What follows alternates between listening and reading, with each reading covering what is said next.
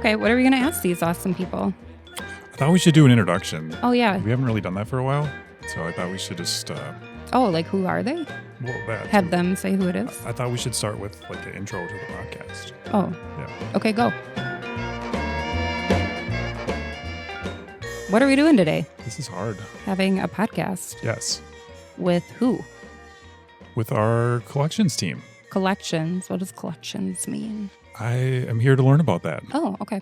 And that, my friends, is the perfect intro to this episode of the Money Donuts podcast from Royal Credit Union. So we're here today with three friendly fellows from our collections team.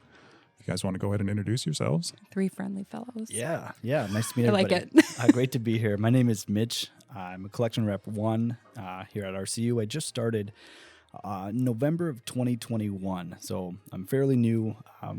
I came on my way from Quick Trip, actually, so joining the finance industry was a little bit new here, but yeah, slowly learning and enjoying my time here. Awesome. I'm Kevin. I'm the collection manager, and I've been at Royal. I'm fast approaching 39 years. So my whole career, just about all of it, but about 6 to 8 months has been in collections. Wow. And I'm Anthony. I'm one of the collection supervisors, and I've been here since July of 22. So about a year, a little over a year. I have so many questions about collections, as I'm sure our listeners do too, but if someone could just summarize for me, what happens in collections?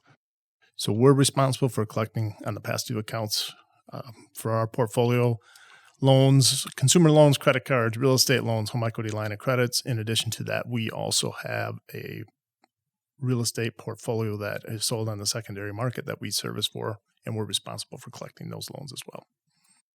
So when you say collecting, like that means that borrowers are not making their payments on time usually, right? Or is that always the case? For the most part, yes, that's correct. Typically at lower days delinquent, our outreach is mainly reminders. So whether that's primarily through the phone calls, and most of our phone calls are messages that we leave because most of our members are not available to take calls. And so we're leaving a lot of voicemail messages. So we try and get them early and often to try and mitigate any potential issues that might rise. Yeah, and a lot of it does fall into our world, even if they're not necessarily currently delinquent. It ranges from people calling in, letting us know that, they lost employment and now they're going to be probably within the next couple of weeks, or anytime that a payment's probably delayed. We have members that are keep us updated or, let us know that what's going on and anything that might help us to give them advice or any recommendations. So I've never really thought about this before, but collections is such a vital part of the credit union. Mm-hmm. We're in the business of loaning out funds, and getting it back is important for the health of the credit union, really. And it really is beneficial to all of the members, right? So yeah, and that's the thing that's important is when we're having a conversation with that specific member, we're also looking out for the best interest of the whole membership, because any losses that we incur, different than a bank, they have shareholders. That impacts them. The losses that the credit union suffers impacts the membership as a whole, because that's an expense to the credit union. So we have to balance that when we're talking with our members. The decisions that we have to make it in the best interest of that member plus the membership as a whole. Sure. So you guys really answer to the membership as a whole and the borrowers and the leadership team. So you have a lot of stakeholders in your area is what it sounds like. So when you talk about, thinking about the member, like the individual and our whole entire membership, what does it mean are you calling people and saying, okay, you owe us $50,000, you got to pay that right now? Is that what you do in collections, or do you truly try to help the member and hear their situation? What's that look like? It kind of comes from different standpoints, and every single member is different, and it's all a case by case basis. Ideally, yes, we'd like to get the full past due amount as soon as possible, but we realize sometimes that's not always realistic. So it can be sometimes giving members a timeline, creating with them just arrangements where they can then picture getting current over time. At that same time, we still have our same goal in mind of trying to negate as much credit impact to them as possible, or, any losses that Royal would have. So, if they're able to pay, and strap down and pay double payments, that's perfect ideally. Otherwise, we're just, again, trying to, get them to slowly get back if they're not necessarily able to afford that. We understand. And usually part of that process is finding out, what caused them to fall past due, and if there's any other debts that might be past due that they're also working on getting back on track. So also to add to that too, is it short term? Is it, a 2-week issue? Is it a 2-month issue? Is it a 2-year issue? And that's why asking some of those probing questions to find out, get more information so we can make fact-based decisions versus assumptions. And the other thing we have to keep in mind also is sometimes it's the type of loan. If it's a $500 quick cash loan versus a $500,000 first real estate mortgage loan, that might be a little bit different. Yep. And or vehicle loans. So there's a lot of mitigating factors that Mitch said too that you have to take into account. The further the account becomes past due, your assistance or options available get reduced. Sometimes from a regulatory standpoint, sometimes from a policy standpoint, and just so the sooner we're involved or the sooner they're in touch with us, the more options we have available to help them. So the more the longer it's put off, or the longer there's no contact or limited contact or broken promises, things like that now it shrinks your pool or your tools. As Anthony likes to tell it shrinks our tools in our toolbox that we can use to help you out. That's good to know, because I think people get really, it doesn't feel good to have one of the, collectors or collection specialists call you, right? And it's scary and people, avoid it. But when we call you, call us back, send the email, get in contact with us, because we can help you. So proactive versus reactive is the biggest thing. And as Mitch alluded to earlier, there may not be a current default, but there could be what we call an imminent event of default that's coming. If they sense that or feel that could be it, that's the time to start calling. Because if they reach out, oftentimes we can do more. Versus if that account gets to be close to 30 days and now it's going to roll past that time frame, now it's going to impact credit. When it gets closer to a 60-day window, that just shrinks the options that are available, and it impacts credit more, but it also limits what we may be able to do on our end to try and help out. And I think to elaborate too on just what you said, I was resonating with, the more options that we have, the earlier the stage of the delinquency, even if the member's not quite past due yet. Just for example, the communication that we have, if, we're just maybe one payment past due or owing, that cliche kind of comes to fruition when you can never have too much communication. If we are aware of the situation, if you let us know you're giving us the callbacks, then we can help give our best advice. Where on the other side of that, if you're calling us and your vehicle's already been repossessed, there's a lot less that we can do at that point, because, by then we've already been trying to reach out for 2 or 3 months and we haven't had any luck. And now once the vehicle's gone, there's certain regulations and things that we have to abide by before we can allow the redemption of that vehicle. So again, the later that we actually get contact from members, the harder it becomes to help them and help them in their situation. One way that I like to explain it with the group is in coachings, and as we talk through different scenarios, I call it the collections triangle. Okay. So if you can think of just an isosceles triangle with our membership or the member on one side. They were really impressed by your Kevin's triangle terminology. Not triangle. So the one with 3 sides? Yeah, that's the one with 3 sides, triangle? right? Yeah, okay. Yeah.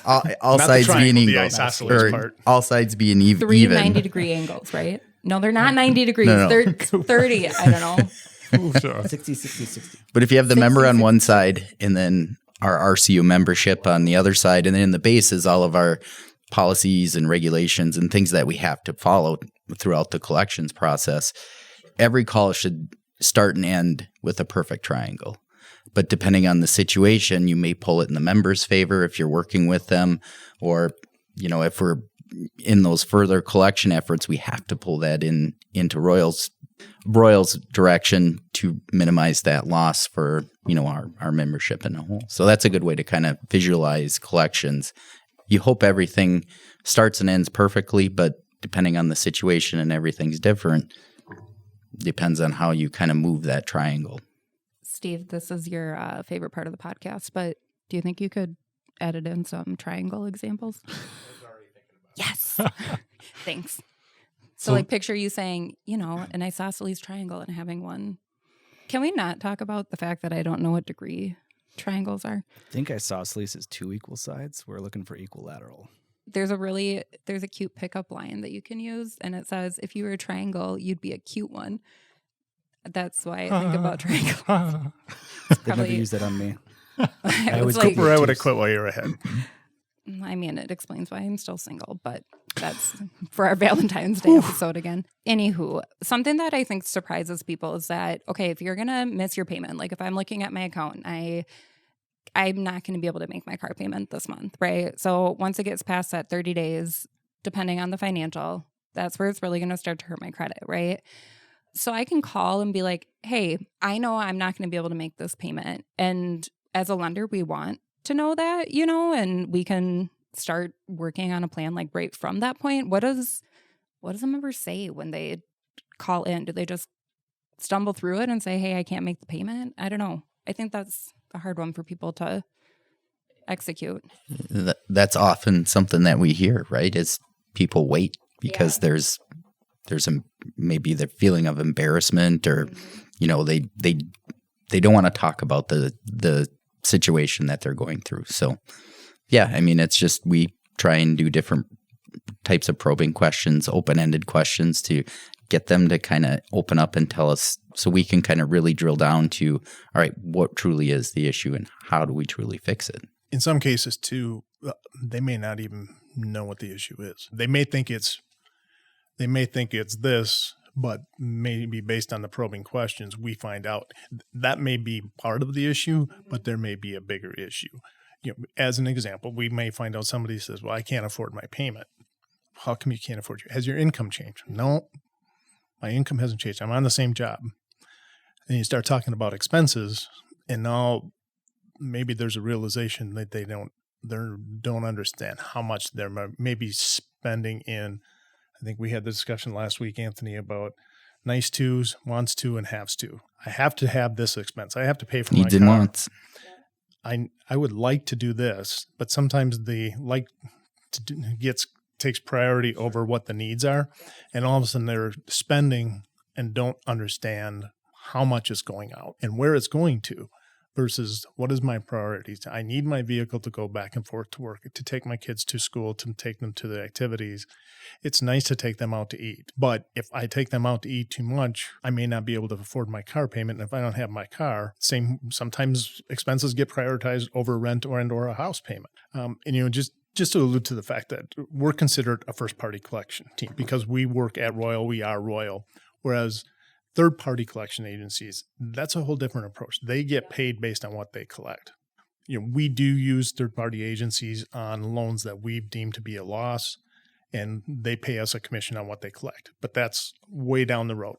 But a first-party collector we're employed by Royal. So you're like talking to someone sitting right at their desk at the corporate center, or I think that's comforting too, like knowing you're not going to have, collections sometimes isn't a good experience when you get into those third parties, right? But knowing you're calling Royal and talking to fellow person, like, I don't know, I think that's comforting and sets us apart. We still have state laws, federal laws, and things that we have to follow. Third parties are governed even further, but they're basically, if we use them, we've hired them. Yes. So they're still part of us. Yes. So they want to know how or what we want done. So we work closely with the agencies that we work with also, too, so they understand who or what are we about, what do we want to do, how do they want us to collect our accounts.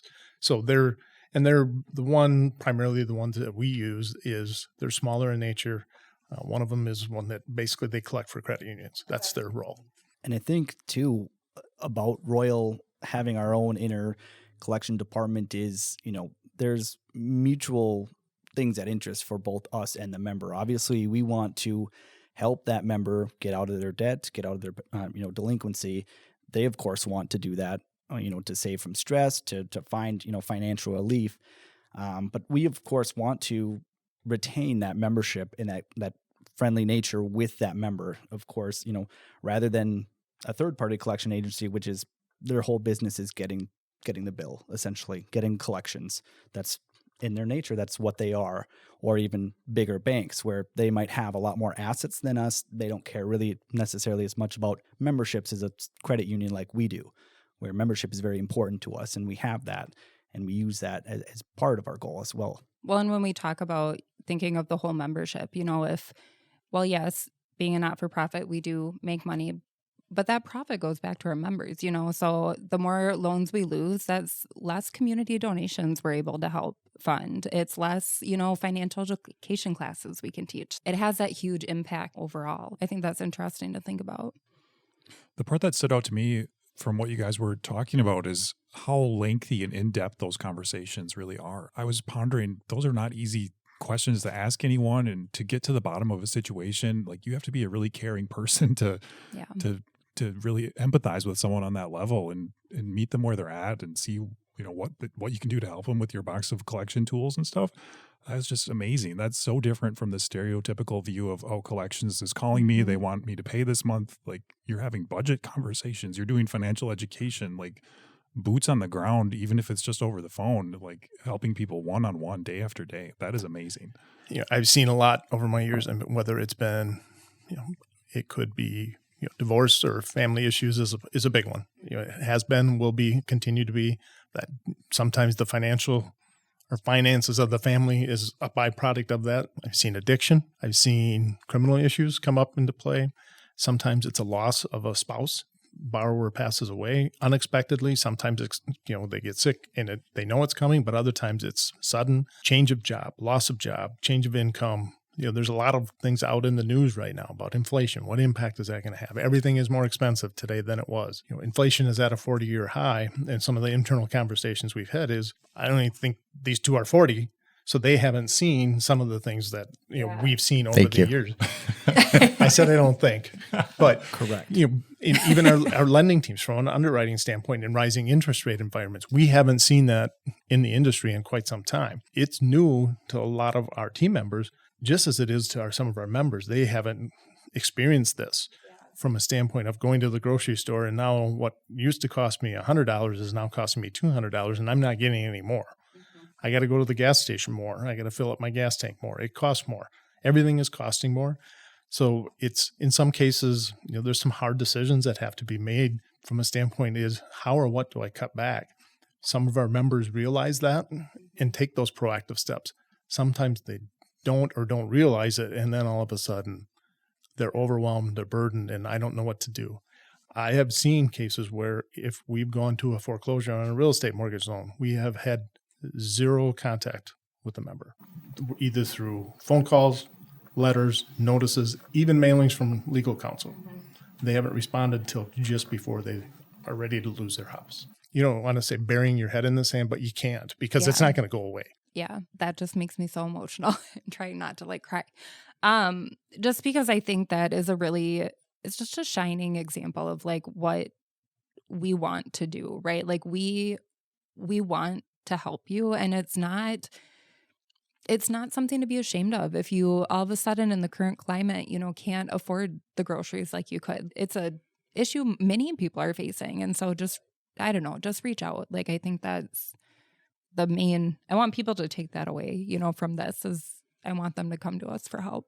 Right. And I think that's the main, if I could give any advice or recommendations to anyone listening that might be struggling or so like that, that's what I would as well, Cooper, is I would advise, just reaching out to us. A lot of times the first part of conversations that we have is deflating almost, because it's not uncommon. It's completely understandable that the member's stressed out, defensive, we're just looking for bills, we're apathetic, we don't care. When in reality, we're just trying to kind of be objective, but at the same time have empathy for members that are struggling in times like these, because it's not uncommon. And that might be one of the feelings that they're having is they're alone. They're embarrassed that this could happen because what did they do? What happened to cause this? And they don't even know. It's not uncommon, especially in times like these. It happens quite often. There's so many things that can cause, as Kevin has related to, that causes a member to fall past due and delinquent. And one step is just making that communication and finding, resolvence with somebody to see what can be done right away. Know what your options are. You had asked what kind of separates us. I would say our values do too, right? Our core values, as we have a team of Royal team members that's every day working with our membership to try and bring them back within those values. So, Yeah, we're definitely not banging on doors or anything like that. We're trying to help. Yeah. People helping people. What this whole movement is. And just some things that I would also recommend is as we enter into these uncertain times, or there's a lot of companies out there that can help. Also, third parties. We have partnered over the years with different debt management companies. It used to be called consumer credit counseling, but Family Means is a big one that credit unions used to partner with them, had an alliance with them for years. That's somebody that we partner with a lot. But the other thing is be careful and be cautious when you're on the internet in some of these companies, because we've seen some examples where what they promise isn't what they actually deliver, but they've entered into some type of an agreement or a contract and they can't get out.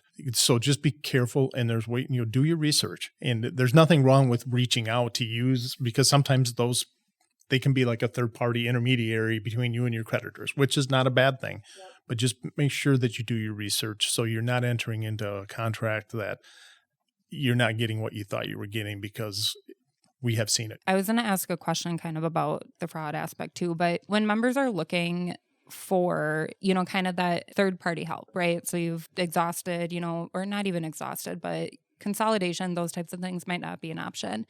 Are there kind of some key things that they should look for on that website that will help them understand that they're a reliable party? Or should they call us and we'll say, yep, nope, that one I'd stay. We probably wouldn't get too much into the good, the bad. Family Means comes to mind, and I believe that they have something right on their website that they're part of the Better Business Bureau. Yeah. Yep. So if they've got accredited, and some of them have to be licensed, they all have to be licensed and bonded, and make sure they have that. But check for reviews, see what people are saying, because if you sign up and you don't get what you thought you were going to get, it sometimes is hard to get out. And I'm glad you brought that up too, because there is a difference too. If someone does decide to work with a debt management company, one of the biggest misconceptions is when they reach out to this debt management company, that company will tell them, all right, this debt is with us now. Stop making payments. Don't contact them whatsoever. So we'll, eventually get contact with them because we're continuing to contact that member and we have no idea that they did this. And then when they explain to us, we tell them, well, all right, now that this debt management company is going to, reach out to us, I figured let's explain what's about to happen. And most of that is that debt management company, they don't really care. They're basically going to take payments from that member for monthly payments until they get enough. And then they're just going to call all the creditors and offer a settlement. And that might, affect their membership with us, because if Royal's just getting a settlement and nothing else is happening, that could affect future services with us or anything like that. And along the way, we've never had contact with the member. Sometimes we do get that conversation. We're like, hey, just so you know, this is what that debt management company usually will end up doing with us. And so when Kevin mentions Family Means, where they will actually offer, other things like credit counseling, not just debt management, a lot of times that can help and save that membership with us as well. Yeah, that's I know we don't have time to get into it on this episode, but that's a really important thing for people to know is consolidation, debt management, debt settlement. They're all very different things, and you really need to understand the differences and the pros and the cons of going those routes. And so I'm happy you said that. A little thing like Family Means, but they are licensed in the entire state of Wisconsin and Minnesota. So for all of our members, they are someone who can help you in both states. So they don't have offices everywhere, but they're licensed in both and can help you over the phone a lot. But to answer your question, we aren't, like Kevin said, we aren't going to basically go through the good and bad, but we can offer suggestions. We have a list of amazing debt management companies that we work with frequently, and we'll provide those to anyone that wants them. In a lot of cases, they have us or request that the creditor make some type of concession, whether that's on payment, whether that's on interest. And then there's also a fee. In essence, the credit union we will give the member full credit for the payment, but let's say it's 10% of the payment. That would be like an expense to Royal, but we'll still give the member credit. But that's our way of saying, you've done the right thing. Yeah. You worked with this company. We're going to help. We basically help fund their programs by that fair share contribution, it's called. So we've actively done that for a number of years with multiple debt management companies. But, as to Mitch's point, if they've indicated what they're going to do, but if your payments don't get made, you're not paying according to the terms of your loan contract, and it's reported that way. So even though you may have reached out, you may have signed a contract, if your payments aren't getting made, your credit is going to get impacted. Speaking personal experience, I'm pretty open about it. I've probably mentioned it before, but I did a debt management plan for some credit card debt. I made bad decisions in college. That was one of the biggest things. So like I worked with a company because I was scared to, call my financial. And they were great to work with. But one thing was, you have to really make sure that you are watching those payments because they are a third party paying your creditors. So they could not make that payment. I tell people like it's not a set it and forget it, but be really conscious about, tracking that, making sure you log in and the payments are applied and things like that. There's a million questions going around out there. Is the economy going to be worse? Is inflation going to get worse? Are interest rates going to keep? And you can ask 100 different people and you'll probably get 100 different opinions. But, you've already seen, some companies that are laying off or cutting back. It is going to impact our membership and the communities as a whole, some way, shape, or form. It's bound to happen. I've worked here when the housing crisis was, in fact, back in 08 and 09 and 10. And that was, I don't want to have to go through it again as a collector or my team. I don't want to see our members have to go through that again because it was hard. People can learn also, and we've seen success stories too, that people, such as Cooper, going through a debt management program, and you become better because of it and probably learn some good things from it. Absolutely. Probably sometimes you say, probably kick yourself, but at the end of the day, we talk about if you make mistakes, if you can learn from them, then that's a good thing. I think honestly, the biggest thing I learned was ask for help, reach out. I ended up doing a consolidation load to end that program early, but it was after I talked to one of our lenders here and was, they ran the numbers and we were like, let's just look at it. I'm not going to force you to do that, but let's look and see if it'll help you. And it truly did. It saved me some more money in the long run. And it's only because I sat down and asked though, right? Can you tell us for the members, like the different ways that we would contact them from collections, just so that they have an idea of like what could be a scam, what might not be? I think that could be helpful. Sure. Today we do emails and by phone. Yeah, and it ranges. Again, we are contacting on all stages. As early as about 11 to 15 days, I believe, is when a member would past due is when a member would receive their first email. Usually about 10 days after that is when we're starting to reach out by phone to see what's going on and see when their next payment is, or to try to help to make a guideline with them to see if they can avoid any credit impact or any delinquencies as much as possible. When we leave them a message, do we say anything like that kind of sets it apart from like, so-and-so's calling and you have to pay us back. It's Royal Credit Union. Goodbye. Like what do we kind of say so they know? Good question, Cooper. There are some changes that came into play from a regulatory standpoint a couple years ago that we used to have more of those type of outreach efforts, but the recommendations that came from that it was that you have a very generic statement. So we don't, no names, no account numbers. Might not even reference what type of loan it is. Just can't even say thank you. So we've gotten comments where we're sounding blunt or rude or so like that. But that's unfortunately some of the things that have come up from a regulatory standpoint of, the Consumer Financial Protection Bureau has put a lot of information out there. Some of it applies to third-party collectors, but then the next information you read, you might as well do it as a first-party collector so you don't have to explain why you weren't doing it. We've had to change that. It's probably been about 2 years now that we've done that, and it limits the number of contacts within the number of days. So there's a lot of different things that we have to abide by just to ensure that we're not potentially breaking any laws. That's good to know, though, if it is just very generic and kind of blunt, if you do get that call that says, hi, it's James from Royal Credit Union. I'm calling about your car loan, XYZ number, blah, blah, blah.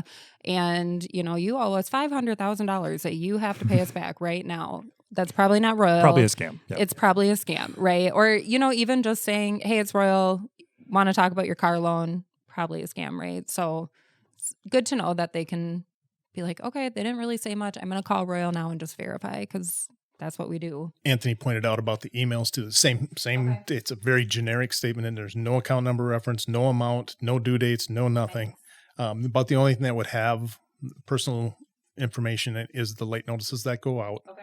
That would have their name, their account number, how much is due. Okay. And that has a little more detailed information. Those go out via mail. And then if there are notices that we're required to send out as part of the collection process, then they have to comply with state laws. So there is going to be more information in there than what we would leave in a voicemail message and or in an email. Another thing is we're what's considered a large servicer for real estate loans, both loans that we sell in the secondary market that we service plus our portfolio loans. The Consumer Financial Protection Bureau and Housing and Urban Development require that we send out solicitation to real estate borrowers that if they're past due, that basically lays out the different things that we might be able to do to try and help them. So we have to, when they hit a different or varying stage of delinquency, those notices go out, we send those out, and we're required to send those out and continue to send those out as part of the CFPB and Housing and Urban Development requirements. That's a good segue to, we did a really great episode with our mortgage servicing department. I know we talked about, we do sell some loans, we still service some here, and that's something that sets us apart. So you can go back and listen to that one if you're like, ooh, wait, they do that? James, I feel like I've asked a lot of questions. Yeah, I've just been waiting this entire time to ask you guys one of the most important questions of every episode of the Money Donuts podcast. I was hoping you'd ask this question. So typically we like to ask, is there a donut that you guys associate with your team or with the topic of collections?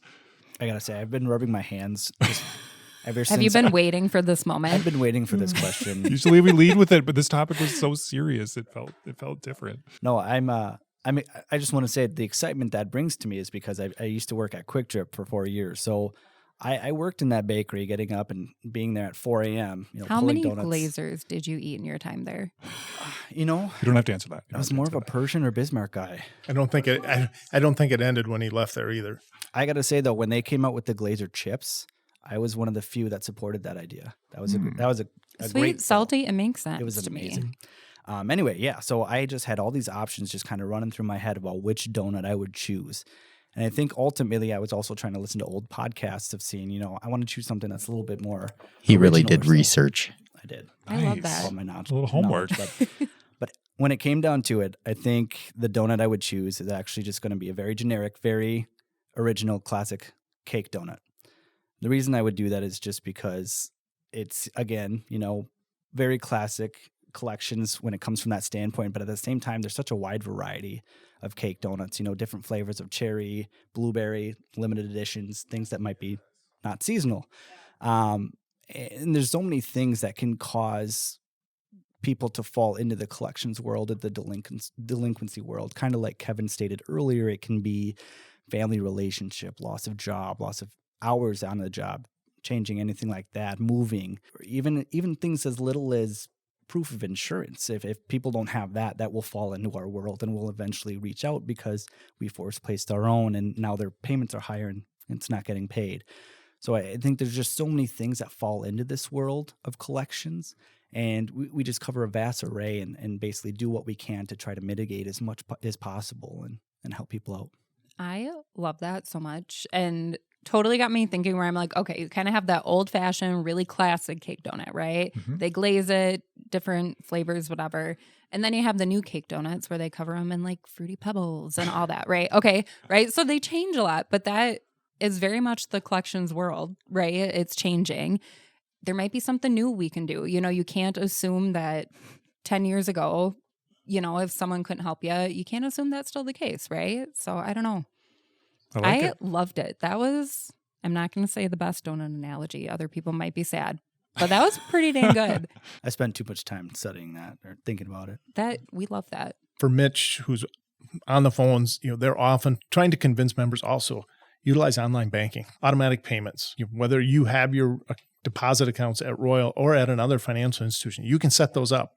And if you do that, it's more likely that you're not going to have some of the problems that we talked about, unless obviously something comes up. But, a lot of the voicemail messages that they leave, we get people call back. Thanks for the reminder. It was an oversight. Yep. maybe they were out of town, or especially during the summer, they're busy with the kids, they're off from school, they're doing stuff, they're going everywhere, and they just forget. So we get thank you for the reminder. And that's why sometimes that online banking, the auto pays are good resources to set those up. So you don't, if you're out of town, Yep. Yeah, that's huge. then it's Real-time alerts. yes. Yep. Those are all little things that you can do to try and help yourself. Set up an alert in advance of what your payment due date is, and then if it isn't paid, and if it isn't paid beyond the due date, if you can set those alerts up to try and help as a reminder, because oftentimes the majority of the calls that they make, I would say probably 75 to 80% of the outbound calls that they make, they're leaving voicemail messages. So we don't have a lot of one-on-one contact with the members, and majority people pay with those reminders. Yeah. So if you can utilize those resources to help you out, we strongly encourage it and recommend it. So I'm a very pen and paper person when it comes to budgeting, right? Like I have a yearly calendar. I write down every month, like what the bills are. Forgot to put one of my Royal loan payments on there. Like just an oversight, didn't write it down.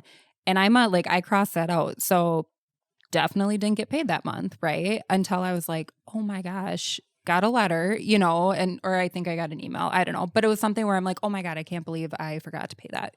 It happens, like, I'm not saying it's okay, but it happens to us too, Right. And I can't stress enough too, even just the recommendation of if you don't have even if you do have deposit accounts, but especially if you don't, get Royal Online Banking or check that on site and get that uploaded, because there are a lot of people that are just set it and forget it. They'll get the mail for auto pay, they'll send it in the mail, and here, you can't trust the mail every single time, and we're, reaching out 2 months later because we actually never got that, or we didn't get it on time, and so we weren't able to set it up for that first payment. So, if you're at all like me, where you have a hints of paranoia that you're wondering if your payment's getting made or so, having that online banking app can really, really help and just monitor, see your payments are coming through, and you can just feel free to check that stress-free.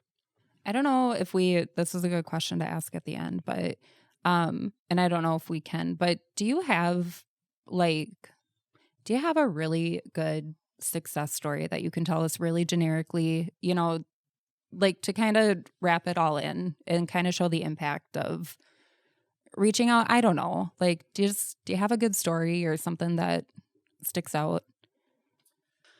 I feel in the collections world, anytime you get a win is very gratuitous.